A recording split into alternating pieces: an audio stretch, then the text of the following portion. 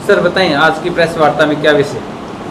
पहले तो आप सब साथियों का यहाँ पहुँचने का धन्यवाद जी, और आपके थ्रू उकलाना की जनता को भी नमस्कार। साथियों, आज कल जो उकलाना के अंदर एक बड़ी ही दर्दनाक घटना हुई है। 4 हमारे साथी हैं जो सीवरेज ट्रीटमेंट के समय सीवरेज की सफाई करते हुए शहीद हो गए, और ये बड़ी दुख की बात है और इसमें बहुत सी कंट्रोवर्सी भी सुनने में आ रही है। सबसे पहले तो उस परिवार के साथ, उन चारों लड़कों के परिवार के साथ आम आदमी पार्टी पूरे तरीके से पूरी टीम के साथ खड़ी है। उनके दुख में, दर्द में वो सब व्यक्ति और वो समय तो वापस नहीं लाया जा सकता, लेकिन उनके दुख के अंदर पूरी आम आदमी पार्टी उनके साथ है। जो भी संभव मदद हो सकेगी वो आम आदमी पार्टी की टीम उनकी करेगी, और लगातार हमारी टीम उनके संपर्क में है। हमारे यहाँ से जो चेयरमैन है और पूर्व प्रत्याशी है मंजीत रंगा जी, वो अपनी टीम के साथ लगातार उनके साथ रहे हैं। उनके घर साथियों से मिले भी है जाके, उनके परिवार से। तो जो सुनने में आया है, कल अनूप धानक जी ने जो घोषणा करी है कि 17 लाख रुपए वो कह रहे हैं कि हम उनके परिवार को देंगे, और एक सरकारी नौकरी की पर कैंडिडेट जो मतलब आदमी गया उनके परिवार में एक सरकारी नौकरी देंगे। तो ये एक बड़ी घोषणा उन्होंने कर दी, उसका चर्चा भी हुआ है। लेकिन जब परतें उधेड़ी गई और जब बात पता किया गया कि क्या असल में उन्होंने क्या घोषणा की है, तो बड़ी शर्मनाक सी बात निकल के आई है। उन्होंने ये कहा है कि जो ठेकेदार है जिसके खिलाफ गैर इरादतन हत्या का मुकदमा दर्ज हुआ है, उस ठेकेदार पे ही उन्होंने वो बात उनके ऊपर डाल दी है कि उन्होंने आश्वासन दिया है कि 11 लाख रुपए वो ठेकेदार इनको देगा पर परिवार, और उसके बाद 5 लाख रुपए सरकार की तरफ उनसे उनको दिए जाएंगे। पत्रकारों ने भी अभी ये बात बताई है और यहाँ की जनता भी ये बात बता रही है, और 1 लाख रुपए की कहीं अभी तक चर्चा ही नहीं है। तो कुल मिला के 17 में से 16 लाख, उसमें से 11 लाख ये कह रहे कि वो ठेकेदार ने देने का आश्वासन दिया है, और 5 लाख रुपए जो हमारे सुनने में आया है कि कहीं ना कहीं एक बीमा राशि होती है वो इनको मिलेगी। तो इस तरीके से ये लोग, और जो सरकारी नौकरी की बात आई है वो भी कॉन्ट्रैक्ट बेस पे आई है, भाई ये कॉन्ट्रैक्ट बेस पे देंगे। और जो आजकल जो सिस्टम चल रहा है ठेके की जो नौकरियां हैं वो बंद की हुई है सरकार ने। तो सभी चीज़ों के अंदर कहीं ना कहीं गोलमाल निकल के आया है, और आम आदमी पार्टी इस मुद्दे को लगातार पूरे हरियाणा में उठाएगी और सरकार से मांग करती है, जिस तरीके से दिल्ली की तर्ज पर 1 करोड़ रुपया अरविंद केजरीवाल जी इस काम को, इसको शहीद का दर्जा देते हैं। जब सफाई करते समय, सरकारी की नौकरी करते समय और एरिया की सफाई करते समय कोई आदमी शहीद हो रहा है, ये बहुत ही निंदनीय है। 1 करोड़ रुपए दिल्ली के अंदर इस मौके पर दिया जाता है। और दूसरी सबसे बड़ी बात ये है कि दिल्ली के अंदर मशीनें लागू कर दी गई है और इंसान का सीवर के अंदर घुसना बिल्कुल बैन कर दिया गया है।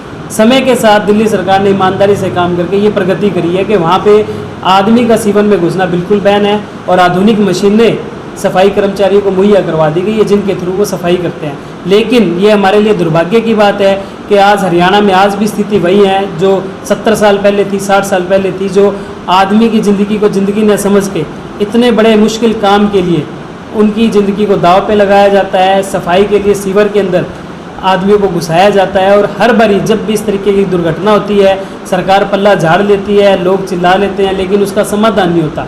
और पहली बार दिल्ली सरकार ने समाधान करके दिखाया, और हम सरकार से दोनों तीनों मांग करते हैं, सरकारी नौकरी दी जाए, परिवार को 1 करोड़ रुपया दिया जाए, और भविष्य के लिए टारगेट ये सरकार सुनिश्चित करे कि दिल्ली की तर्ज पर कब ये सरकार हरियाणा के अंदर इन सफाई कर्मचारियों को मशीनें मुहैया करवाएगी, और कब आधुनिकता है वो सफाई कर्मचारियों के हाथ में अलग अलग तरीके के जो औजार हैं, आजकल जो आधुनिक मशीनें हैं वो इनको उपलब्ध करवाई जाएगी।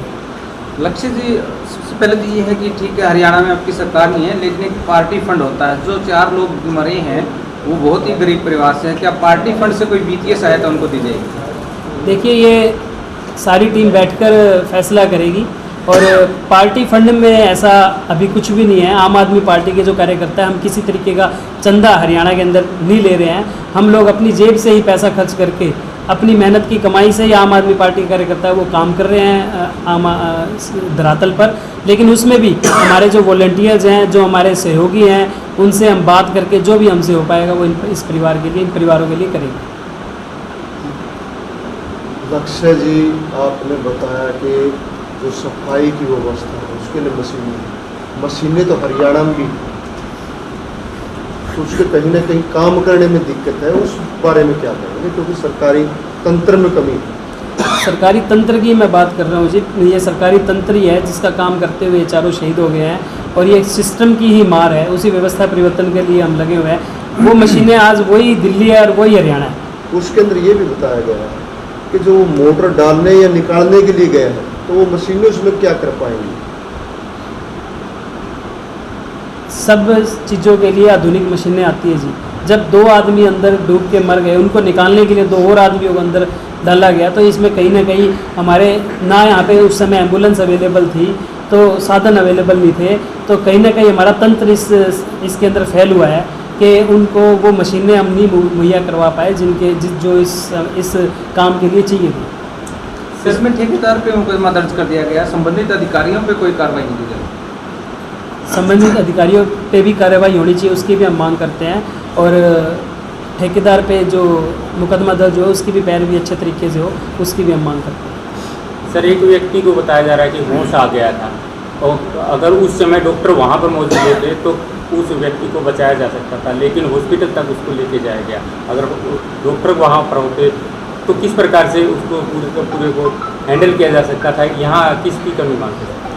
देखिए, यही मैं बता रहा हूँ कि ये तंत्र का फेलियर है, पूरे तंत्र का। ना एम्बुलेंस की सुविधा थी, ना डॉक्टर की सुविधा थी। ये हमारा दुर्भाग्य है कि हम इस तरीके के सिस्टम में जी रहे हैं, और आए दिन तीसरे दिन इस तरीके की दुर्घटनाएं हमें सुनने को मिलती है, लेकिन हम कुछ नहीं कर पाते। कोरोना काल भी हमने देखा है जिसमें हमारा पूरा तंत्र फेल था, लोगों ने अपने परिवार के लोगों को खोया है। ये सिर्फ तंत्र का ही फेलियर था, और उसी तंत्र का फेलियर है कि ये 4 लोग आज और शहीद हो गए हैं। तो इसको मैं सरकारी तंत्र का ही फेलियर कहूँगा, और सरकार से मांग करूँगा कि इसके समाधान में कुछ करे, नहीं तो आम आदमी पार्टी है हरियाणा लेवल पे इस बात के लिए प्रोटेस्ट करेंगे। उगलाना में घटना घटी है, इसके बारे में सबसे पहले तो आपके चैनल के माध्यम से मैं ये इस दुख की घड़ी में ये बताना चाह रहा हूँ कि पूरी आम आदमी पार्टी और आम जन इन परिवारों के साथ खड़ा है जिन लोगों के साथ ही दुर्घटना हुई। और सीधे शब्दों में ये खट्टर सरकार, भाजपा सरकार की बात कर रहा हूँ मैं, कम्प्लीटली इसका पूरा का पूरा सिस्टम फेलियर है।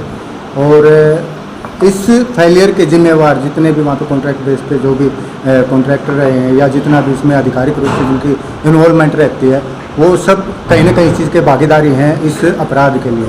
क्योंकि ये अपराध मामूली अपराध नहीं, एक जघन्य अपराध है। जब 2 साथियों की वहाँ पर जाकर के जहरीली गैस से, जैसे कि सीवरेज ट्रीटमेंट के दौरान लोगों को नीचे उतारा गया, मौत हो जाती है, पता हो जाता है कि वो लोग नीचे से ऊपर नहीं आ रहे, फिर 2 आदमियों को और वहाँ पर भेजा जा रहा है, तो स्पष्ट रूप से ये नज़र आ रहा है कि लापरवाही के साथ साथ ये गैर इरादतन हत्या ही है एक किस्म की, और इसके संदर्भ में पूरे संज्ञान के साथ काम लिया जाए। और इनके ऊपर सिर्फ केस नहीं, मैं बोलता हूं कि अब इनके बाद में जो कि हमारे साथी लक्ष्य गर्ग ने बताया है कि 17 लाख का जो अनाउंस हुआ है, आनंद फानंद में एक टीम भी बनाई गई है, ये कहीं ना कहीं लोगों को एक भ्रमित करने का सिस्टम है। क्योंकि 11 लाख और 5 लाख का झोल अभी बताया गया है, वो कहीं पे भी इन लोगों को संतुष्ट नहीं कर पाएगा। वो स्पष्ट रूप से इन लोगों को सिर्फ और सिर्फ चक्कर काटने पे मजबूर करेगा। और हम बात करेंगे कि आज हम किस युग में जी रहे हैं। दिल्ली के अंदर इस तरह का जो काम है ट्रीटमेंट का या सीवरेज ट्रीटमेंट की बात कर रहे हैं, तो वो कानूनी रूप से बैन है कि वहाँ पे कोई भी आदमी नहीं उतारा जाएगा। आज हम जिस युग में मशीनों का युग है, तो ये सारा का सारा खेल है जो इसके ऊपर अंकुश लगना चाहिए। और खट्टर सरकार को इस चीज़ की चेतावनी है कि अगर आगे इस तरह की कोई वारदात होगी, उसके लिए पूरा का पूरा प्रदेश भी सड़कों पे होगा। और इस चीज़ के लिए अगर इन लोगों के परिवारों को ठीक से आर्थिक सहायता ना दी गई, तो आम आदमी पार्टी एक मतलब जिम्मेवाराना हम बात कर रहे हैं कि पूरे के पूरे रोड के ऊपर आकर के इस प्रोटेस्ट को मजबूत करेगी।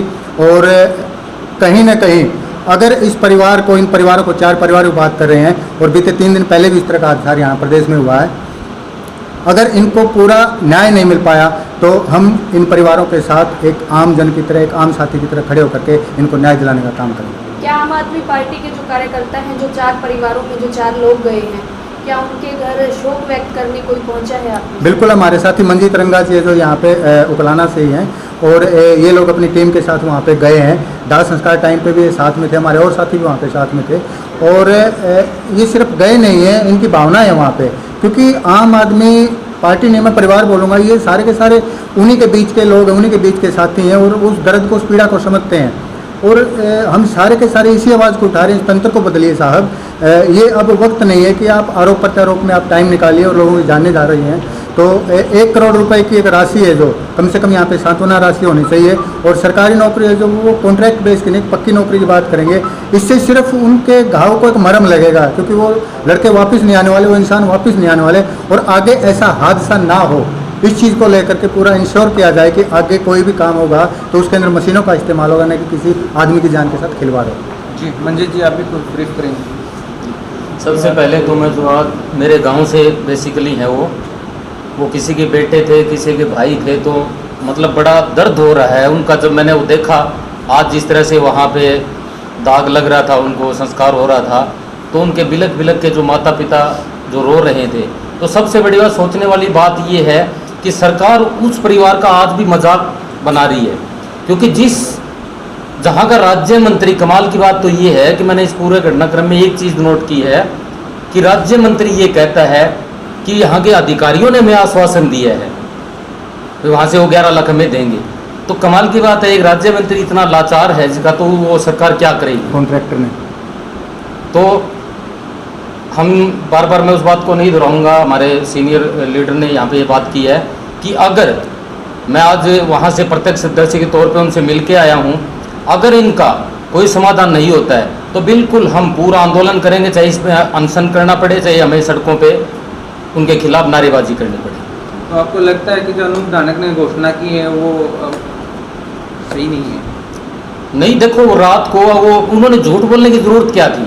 रात को वो एक मीटिंग करते हैं जिसमें पूरे विधायक भी बैठे हैं, गांव के मौजूद लोग बैठे हैं, उसके अंदर वो घोषणा करके आते हैं और उस घोषणा को सुबह वो पत्रकारों को बयान देते हैं कि वो 17 लाख रुपए जो है उन्होंने अलग अलग उसमें डिवाइड कर दिए, जिसमें अनूप धानक अपने सिर्फ और सिर्फ घोषणा करके एक सहरा बंधवाना चाहते हैं, इससे ज़्यादा और कुछ नहीं है।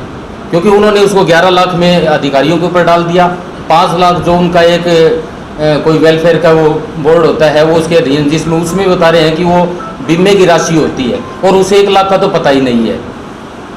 तो आपको क्या लगता है अनूप धानक मौत पर राजनीति कर रहे हैं? बिल्कुल कर रहे हैं जी, बिल्कुल इस पे राजनीति हो रही है और हम इस चीज़ को बर्दाश्त नहीं करेंगे, क्योंकि ये मेरे गांव का मामला है।